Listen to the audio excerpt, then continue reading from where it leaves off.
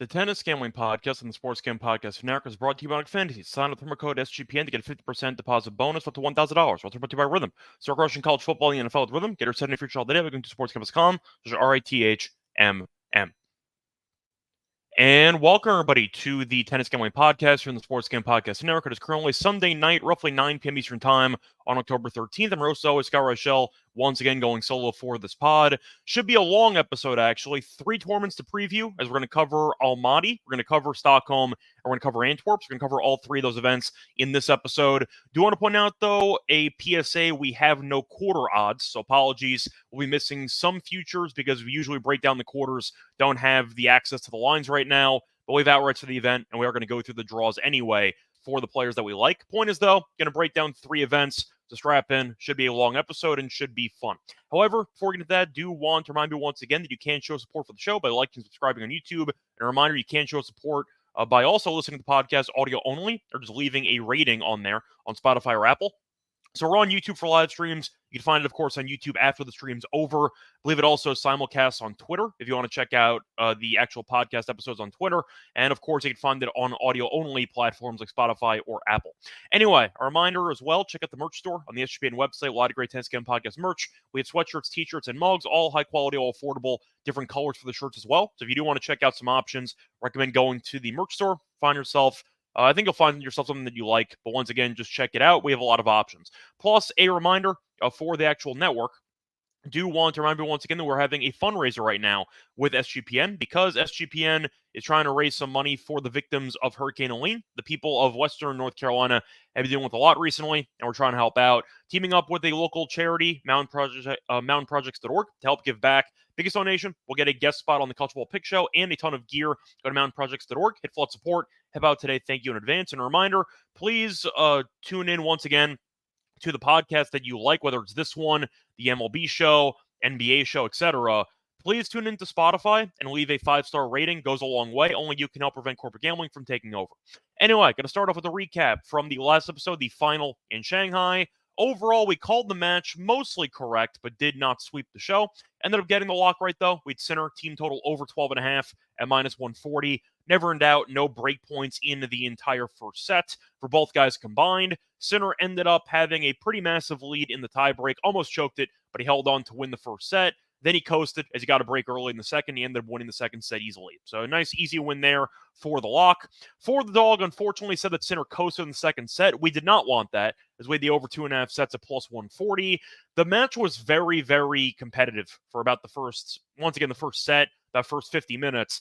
And then once Sinner won the first set and kind of held his first couple service games, it just felt like Djokovic, I don't want to say checked out, but it felt like he knew that Sinner was just kind of unbeatable, and it just seemed like Djokovic was trying to he wanted to serve and volley a bit more, but it just seemed like Joker was kind of mentally, I don't want to say intimidated, but it felt like he knew that Sinner was on his A game, and he just knew that no matter what he was doing, it wasn't working. Sinner was incredible, and it just felt like Joker was trying to experiment a bit.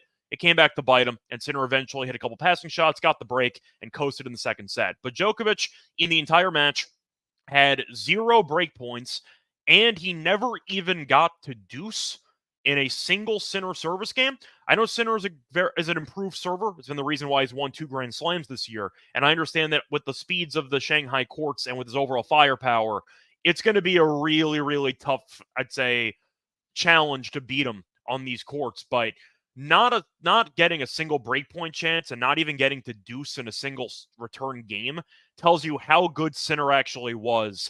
There was nothing that Djokovic could really do. I know people are going to point to the volleying. He didn't volley well. He missed that volley late in that first set tiebreak, which maybe could have swung some things, but Sinner was just so damn good. And it felt like Djokovic was constantly playing defense. Sinner was really not missing at all for most of the match. He was pushing Joker side to side. He had his spots, he had his angles, and I don't really know what Joker was supposed to do. Joker, though, served very well to start the match. Then his first serve percentage dipped a bit, which is why Sinner got the break eventually in the second set. But Sinner was just an absolute machine for the entire match, and it just felt like Joker was outmatched, which is something you really don't say that often, where Joker would probably lose a competitive matchup, which comes down to the wire. This was an ass-kicking. Really no way around it. Just felt like Sinner was on his A game, and he was able to use his firepower very well on these courts en route to a nice straight set win to win another Masters 1000 title. Anyway, point is for the actual lock and dog picks ended up splitting. Pick center to win the match, though, so not the worst of reads for us. Look for a sweep here with the, once again, first-round picks in either an Almaty in Stockholm or Antwerp. Going to do the lock and dog at the end of the show. Did pick matches, though, that are not going to be immediately after this, so we are looking at what should be some either noon matches tomorrow or potentially some 7 a.m. matches. So did think ahead. The point is, do have a couple matches prepared for you. Hopefully we'll sweep those at the end of the show. Anyway, time to get into the actual, actually, I do want to recap the women's side, because why not? Saw Sabalenka, who ended up outlasting Zhang. She ended up winning in 3 sets. I feel like Zhang can stand Sabalenka, because Sabalenka's taken her, I'd say, tournament dreams away in a couple events this year, because we saw her win it in the Australian Open final, saw her beat her in the US Open, and then ended up having a fun match here on a Sunday, where Sabalenka won the first set, lost the second in a close one, and won the third in a pretty straightforward fashion, winning the third set 6-3. Good for Sabalenka. She was on the ropes as she was once again down a set and a break to Goff in the semifinals and got the job done. But Sabalenka was up 5-2 in the final set, got broken serving for it, and then ended up getting the break back to win the match. So nice job by Sabalenka getting the job done. She's been phenomenal. I think we'd agree, whether you think she's better than Swiatek or not, she's the best hardcourt player on the WTA Tour. I think that's a no-brainer at this point, and congrats to her for winning another hardcourt title. So a nice job by her ending the season, and we'll see what happens moving forward in the next couple of months. Anyway, time to get into the actual preview of the 3 events. So for the first one, going to go based on chronological order of which matches start first on Monday. Starting off with Almaty. For this one, this is going to be in Kazakhstan. And for this one, recent winners, you have Mannarino, who beat Korda in the final last year. Djokovic did beat Tsitsipas the year prior. Saw Kwan beat Duckworth and saw Millman beat Mannarino. So point is, we have seen a couple of longer shots winning this event in the past. I believe the Joker and Tsitsipas one was because the event got turned into a 500 for 1 year, I think. And then ended up getting converted back to a 250, which is why you kind of see Djokovic and Tsitsipas out of nowhere, who just won. But yeah, that's what happened. It was a 250, converted to a 500, then went back to a 250. So you don't have much star power here, and you're all looking at what should be a pretty fun tournament. But once again, you are looking at a spot where you are kind of expecting to see a potential long shot get the job done. Because you see Joker and Tsitsipas and you think, okay, maybe you have some top-tier guys. Not really. When you think of the other events that are actually taking place this week in Stockholm and in Antwerp, this is probably the weakest field, at least based on star power, out of those 3. Anyway, starting off with the actual odds for the outrights here. The favorite, you have Makic, who's been playing very well for the last couple of weeks. Saw him beat Alcaraz in Shanghai, so he's going to try to build off of that. Fatigue could be an issue maybe, because he ended up having to go to the semis, facing off against Alcaraz and Sinner back-to-back, and now is going into another tournament here from scratch. So it could be a bit of a tough scheduling spot for him, but he's definitely worthy being the favorite in my opinion, based on how well he's played. He's played like a top 20 guy, and I do think that he can get the job done if things go correctly for him, and if fatigue is not going to be an issue. Tiafoe's second favorite at 550. Gashanov's at 6-1, despite having a pretty rough couple months. Sfulin is at 8-1. Sarundalo's at 8-1. Zhang, that's Zhang, not Chang, so keep that in mind, is at 9-1. Tabilo's at 11-1. Morozin's at about 18-1. You have Vukic at 20-1. Mannarino's at 22-1 as he's the defending champion. You have Shevchenko, the home country guy, at 22-1. No Bublik here, so you're kind of hoping you might get a home country Bublik being motivated. He's not at the event, so once again, Shevchenko is the lowest odds Kazakh person, or he technically changed his nationality actually, but he's the lowest odds of somebody representing Kazakhstan. I'll say it that way for this event. Anyway, point is you are looking at Chorich at 22-1. You have O'Connell at 25-1. Diallo at 25-1. You are looking at Duckworth 33-1. You kind of get the point. Not really any long shots that I think are worth mentioning. Once again, going to skip over those. So going through the actual main guys that I am tempted by, I like Makic at 5-1.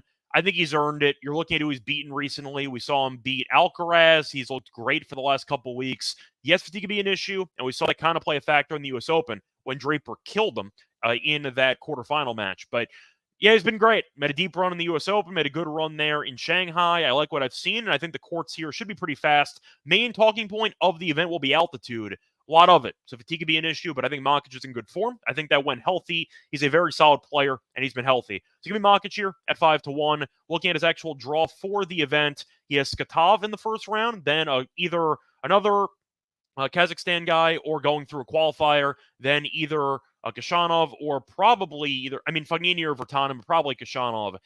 Kashanov's not been great recently. I think Makic should be favored against him, and I think that his serve is definitely a serious weapon. And then he's in the same half as Tiafoe. Tiafoe would have to face off against either Safulin or Mannarino. Not easy in a potential quarterfinal match there. So I like the overall path for Makic. I'll go with him as my first choice here at 5-1. Moving on to the second choice, I am going to go with Kashanov, even though I'm not sold on his overall, I'd say, form this season.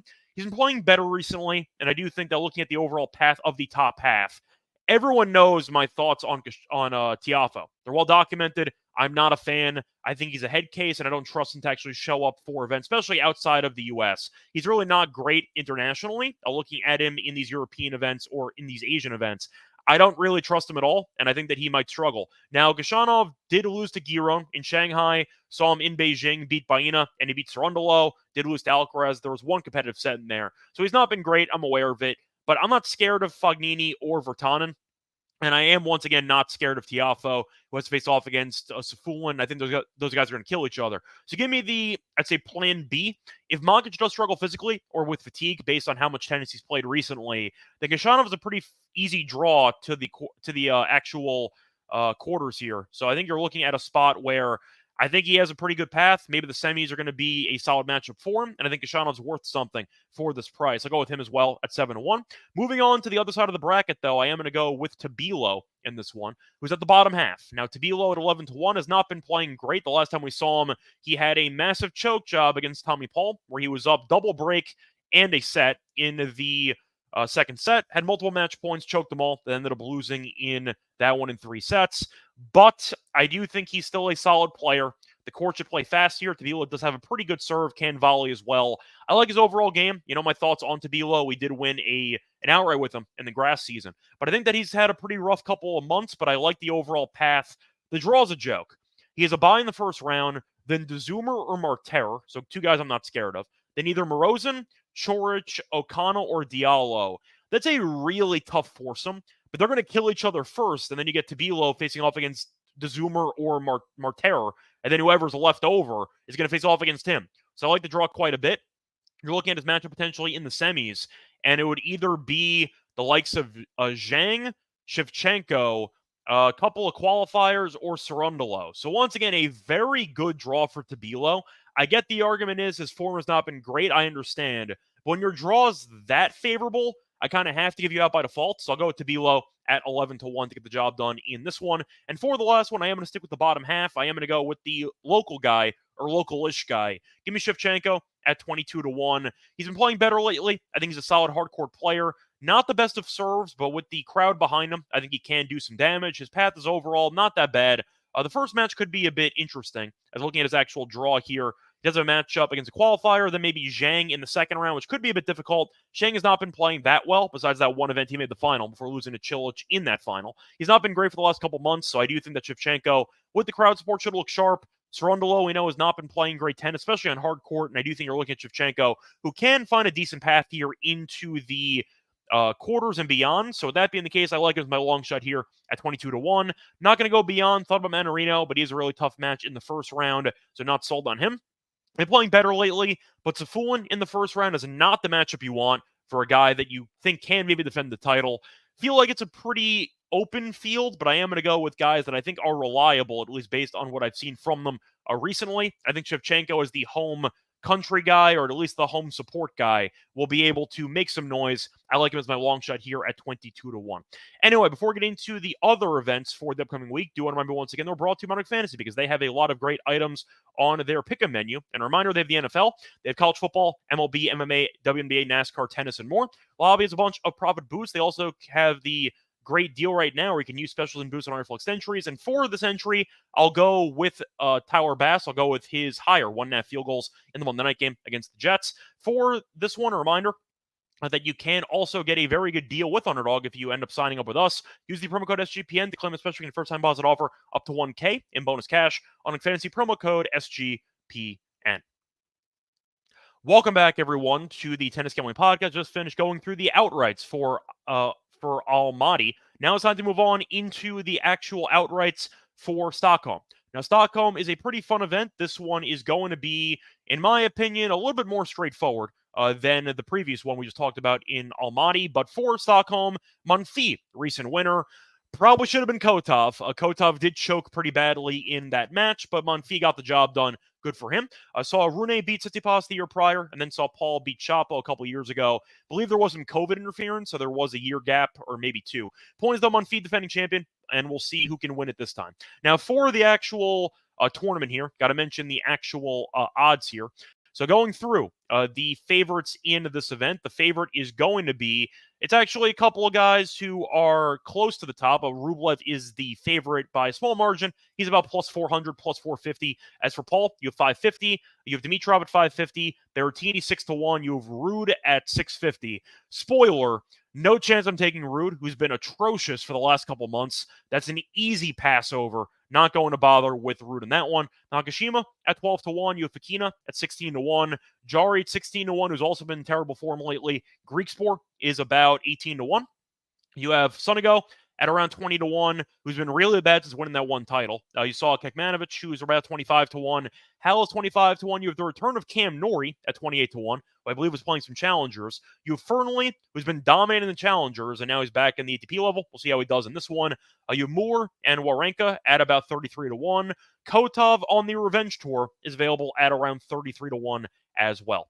Anyway, point is, for the actual tournament outrights here, said before, I'm going to go a bit more chalky than what we saw in Almaty. I had some favorites there in Almaty, but I see this being pretty straightforward. Did only take 3 outrights instead of 4. I think Almaty can be more open based on how weak the overall field is from a top perspective. For Stockholm, though, it's pretty talented up top. I mean, Rublev's been really bad. I'm not taking Rublev, but it is at least a solid player, a top 10 player who I think kind of tells you what kind of tournament we're going to get. So you have Rublev, who has been underwhelming recently, but still a top 10, top 15 guy. Paul's been good this year in general, not great lately, but I think that he has the game that can translate well to Stockholm. And I mentioned before, Paul is a former champion as he beat Chapo a couple of years ago. So I do think Paul is definitely going to be dangerous here. Dimitrov, we know, is dangerous everywhere because he has the variety to definitely beat anybody, and I think he's been in pretty decent form lately. You have Berrettini, who I think, once again, has battled some injuries, but he can be dangerous as well. So I am going to go with chalk here for the most part. I am going to go with Paul at about 550. Skipped over Rublev. I can't do it. He's been too much of a head case, and mentally, I don't trust his stability. We'll put it that way. He's always willing to tantrum, and he's always willing to kind of unravel himself if things don't go his way. Kind of a parallel to Tsitsipas in a way, where like one thing goes poorly and it kind of domino effects on him. So I'm not going to take Rublev. He can win it. I'm just not going to bother. Don't think that that's worth the price for a guy who's been pretty underwhelming lately. The draw is also not great. He might face off against Wawrinka or Nakashima in the quarters. Probably Nakashima. Point is, though, it could be Fekina in theory, but not exactly the easiest quarterfinal match there with Nakashima, who's been very good on the hard court season over the last couple of months. But Paul is in that second quarter, gift of a quarter. He has a bye. Then either Martinez or Desir should win that one. Then either Norrie, Kekmanovic, or Jari or Emer. So once again, you're looking at a pretty favorable draw where Paul's going to be coasting, while you're looking at Norrie, Kekmanovic, and Jari killing each other. And then Paul can get the scraps. So a former champion with a very easy draw. And I think he can beat Rublev based on current form. So I am going to go with Paul at 550. Like the draw quite a bit. Moving on to the next choice, I am going to go with Dimitrov at 550. Kind of have to. I think his game is definitely well-rounded enough to translate well here to the courts. We saw Monfils win the year prior. And, of course, he still has a well-rounded game. I saw Rune win. Of course, he's a solid baseliner, too, when he's on. Paul's the same way. Baseline play does go a long way here in Stockholm, and I do think that is Dimitrov's bread and butter. But you are looking at his overall path favorable as well. By in the first round, then Nagal or Hallis. Then you either have Darderi, Berrettini, Kovacevic, or Stricker, but I think that's a pretty easy draw. You assume Berrettini, but I think Dimitrov's a bit more well-rounded, and I think that will result in a win. Berrettini physically also has had some issues, so I'm not going to take Berrettini as an outright. Give me Dimitrov, and he's also in the bottom half, which is the Ruud half, and Ruud has been just catastrophic. He's been really bad. So I am going to go with Dimitrov as my second favorite choice. For my third choice, I am going to go with the guy that has been playing pretty well lately, lost a heartbreaker about a couple days ago, but I think that he's a guy that's in good form. We saw him almost beat Zverev once again earlier this past week, and I think that he's playing pretty good tennis, but it's a guy that I think has been good on hard courts in the past, and it's a guy that has not won a hard court title this year after winning a couple the year prior. I am going to go with Griekspoor in this one, who I think has a pretty solid price for a guy that has the makings of a hardcore champion on the surface. Now, you're looking at the overall first-round match, not easy. It's against Kotov. I'm aware of it. Kotov is the defending runner-up, and Kotov has been good in the head-to-head against Griekspoor. He's currently 3-1. However, do want to point out Kotov has not been playing great tennis lately. Had a decent run there in Beijing, then lost to Gaboli in straight sets, then lost to Watanuki in the first match that he played in Shanghai. So not sold on his overall form. Think that you're looking at Griekspoor, who had Zverev on the ropes, beat Thompson comfortably, and beat Diaz Acosta. I think that he's played good tennis, beat Kekmanovic in 3, lost to Alcaraz in Beijing. No shame in that, but I think he's played good tennis. I think you're looking at a guy that has the value at 18-1 to be a solid threat here. And I think 18-1 is a very good price for that draw. If you are concerned about, once again, the first round match, I will point out if he gets past that, he has Moutet or Fernley, which he should be a favorite in. And then you have Ruud. You have Rune, in the bottom. And you have Ruud at the bottom. And Ruud's been awful. So you have a pretty good quarter chance when Ruud has been losing to basically everybody. And you're looking at the semis being maybe a matchup against Dimitrov. Won't be easy. I get it. But if you're asking who I'd pick right now to make it out of that quarter, I'd pick Griekspoor. I can't pick Ruud. I can't do it. So give me Griekspoor and Dimitrov against each other in the semis for a shot to make it into the final, and hopefully we'll end up getting one of them to make it into the final and beyond to win the entire event. So once again, my 3 choices for Stockholm: give me Paul at 550, Dimitrov at 550, and I am going to go with Griekspoor at 18-1. Anyway, moving on to the last event for the upcoming week, we have Antwerp, which is taking place in Belgium. For this one, recent winners, you have Bublik, who beat Fies in the final last year. You have Felix, who beat Korda in the final the year prior. Sinner beat Schwartzman, and Humbert beat de Minaur. So you have seen a decent amount of firepower actually succeed. A lot of guys who can hit hard, and that does translate well to the fast-paced courts in Antwerp. Not as fast as Shanghai, but still pretty fast, so keep that in mind. For the outrights, though, going through the actual odds here, the favorite to win the event is actually going to be a former finalist, I should say, as the actual favorite is de Minaur, as de Minaur is about plus 450. Mentioned before, he lost in the final to Humbert a couple years ago, but for this event, he's the favorite at plus 450. You have Tsitsipas, who's around 450 as well, or 5-1. Not going to take him. I think he's played better recently. He can win here. In theory, his overall skill set translates well to the courts here, but he's a head case. I can't take Tsitsipas at 450. The price is too cheap. I can't do it. You have Felix at 550. Same story. He's been terrible lately. Can't take him. Ever since he screwed me over in that Nishioka match, he's been a mess. Can't take him. I can't trust him mentally, and I'm going to pass on him as well. Now, for the other ones, you have Leheshka at 8-1. Bergs is the home country guy at 11-1. You have Echeverry at 14-1. Perricard at 14-1, who I know hits hard, but I really don't think he's that good of a player. And I don't think that he's actually capable of rallying with some of these guys, so I'm going to pass on Perricard. But if you like for example, over in the first match, maybe a breaker or a breaker-breaker option on FanDuel, that is a special. That could be worth something. You have Agut at 16-1, Giron at 16-1. You have Dzanchulp at 18-1. You have Fuchsovics at 20-1, making his return after getting injured in the U.S. Open. You have Rinderknech at 25-1. Baez at 25-1. Kempfer at 28-1, you kind of get the point. If you want some long shots that are some veterans, you end up having Gasquet at 33-1. If you want, I don't even know, Montero at 40-1, sure. But anyway, point is I am going to stay away from the serious long shots once again, but I am going to go with relative chalk in this event, with the exception of one guy. So for the with the exception of nobody. I only have 2 outrights here. Thought it was going to be a pretty top-heavy event, and I do think that Tsitsipas and Felix are untrustworthy in my eyes. So I am going to pass on those guys, but I am going to stick with chalk. Give me de Minaur at 450. Yes, he battled some injuries, but I do know that his game is still very effective on the courts here, and he has been improved with the firepower over the year. So you're looking at de Minaur, who should be healthy. I think that could be an issue early on. But for the overall path, I think it's a pretty favorable one. You're looking at him facing off against either Kempfer or Baena in the second round after a bye in the first. Then either Gaston, Montero, or Navone. That's basically a bye. So nice, easy win there for de Minaur. Then probably Felix, could be Echeverry, which is not an easy path for Felix. So it could be tough, but you have Gasquet, Echeverry, Agut. I think Felix should get past either a Calignan, or I butchered that pronunciation, by the way, apologies, or a Fuxovics, but I can't trust him. I would take Dimonauer in a matchup against Felix anyway, but I think that Felix could have lost to Echeverry, for example. So I like the path there for Dimonauer. I'll go with him as my first choice. My second and last choice will be Leheshka at 8-1. Saw him win a hardcourt event earlier this year, so I know that he has the ability to do so, but I do like his overall path. Munar in the first round, who he beat in straight sets in Shanghai about a week ago. Then you have a qualifier or Altmaier, who's not been playing much hardcore tennis recently. Should be a decent path there for Leheshka. Then either Tsitsipas or Pericard or a qualifier. Once again, I just don't trust Tsitsipas. Don't like his current form. And I do think that Leheshka, with a very underrated serve and with a very solid forehand, I think can be dangerous here. But 8-1 is a good price. I think that he can beat Tsitsipas. And I think that looking at the overall price point differential between him at 8-1 and Tsitsipas at about 450, I like the price a lot more with Leheshka. So I'll go with him at 8-1. Apologies, though. I don't have really any long shots for the event. Just don't see many guys that I really liked. I think you're looking at what should be a pretty fun event, but you have a decent amount of top-tier guys that I think should end up getting the job done. I really don't see it getting past Echeverry at 14-1. I think Berg's at 11-1 is way too cheap. I think Berg should be closer to like 18-1 in my opinion. But I think Echeverry is a good cutoff point. Not picking Agut. I just think that at his old age, he's not going to have the stamina to play that many matches with days in a row. I think that's going to be a problem.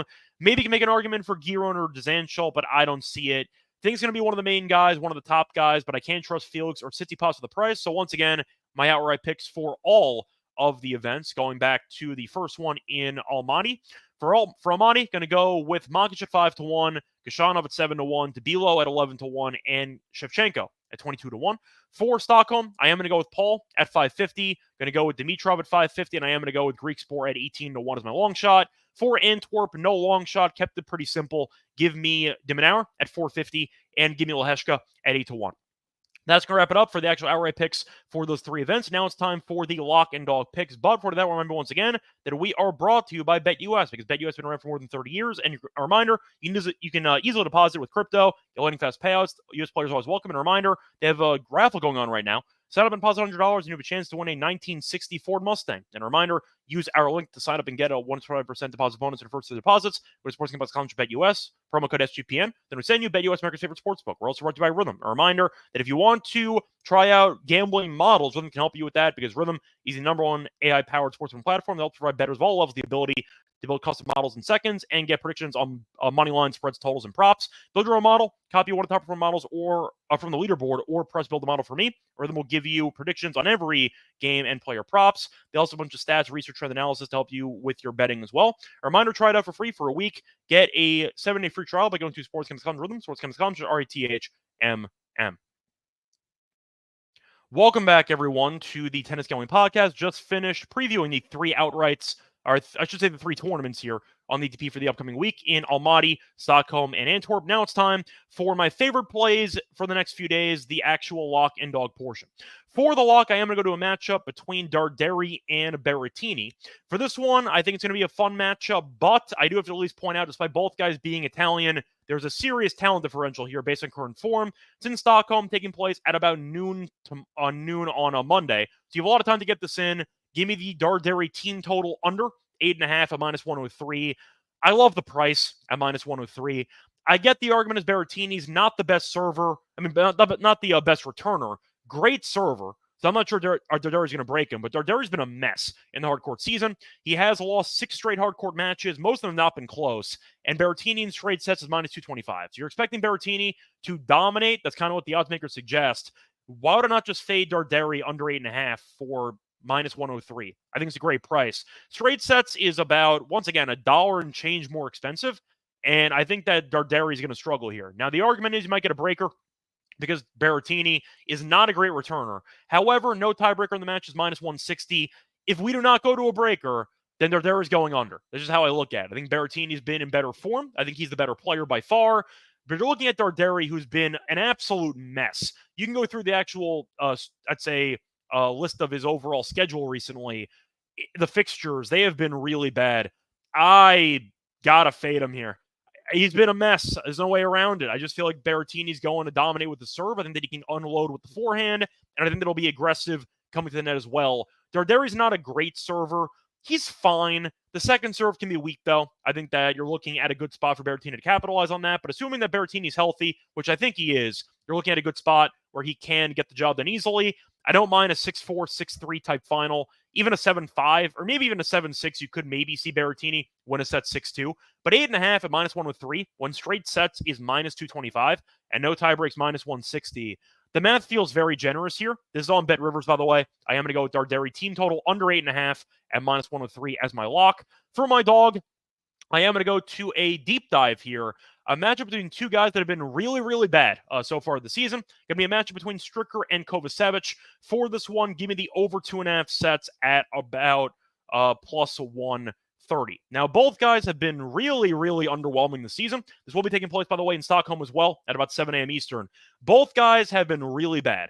Stricker, we know, made a deep run in the US Open last year. Since then, he's been invisible. We haven't really noticed him. He also got injured in his last match, had to retire in that match against Wolf in Tiburon. That was about a week and a half ago, give or take, 2 weeks ago. So he should be healthy now. Point is, though, he's been in pretty bad form, but he's a good server. And you're looking at Kovacevic, who's been bad too. So it's kind of a desperation spot for both guys. And I think you're looking at what should be a pretty competitive match because both guys are pretty similar stylistically. They like to stand behind the baseline. They like to, once again, kind of showcase their firepower, but there's a lot of unforced errors involved, so you might see a bit of streakiness involved for both players. Both guys have been really bad, though, so I think you might end up seeing a bit of an unpredictable affair here. Plus, Kovacevic has had at least one tiebreak in 3 straight matches. The drawback there is he has lost all those breakers, but you are looking at Kovacevic, who has been competitive against pretty decent players.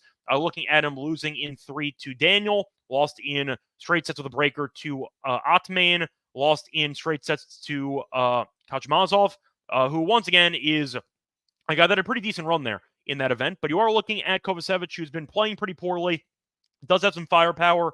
Both guys do. But based on the overall form of both guys and the similar play style, I see a marathon here. I get that one guy could completely no-show, and you get a pretty straightforward win.